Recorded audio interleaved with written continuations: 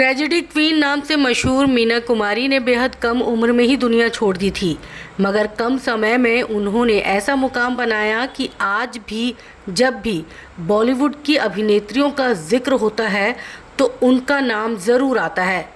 मीना कुमारी बेहतरीन अदाकारा होने के साथ साथ एक शायरा भी थी। मीना कुमारी के बचपन का नाम महज़बीन बानो था। वो गरीब परिवार से थी।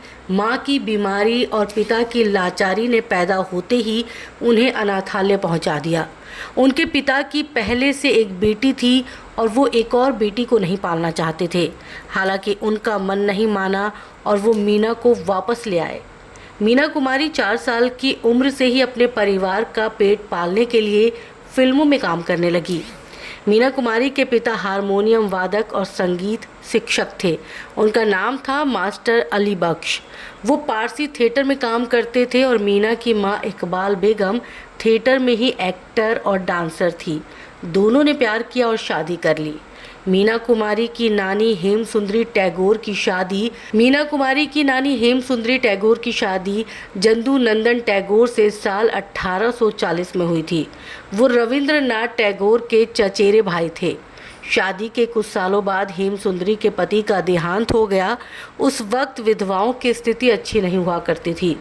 उन्हें सफ़ेद साड़ी पहनकर ज़मीन पर सोना होता था। मगर हेमसुंदरी समय से आगे की सोच रखती थी। वो उस घर में चली गई और मेरठ जाकर नर्स का काम करने लगी। वहीं उनकी मुलाकात कवि मुंशी प्यारेलाल शाकिर से हुई। शादी के बाद हेमसुंदरी ने ईसाई धर्म अपना लिया और उनकी बेटी के रूप में प्रभावती का जन्म हुआ।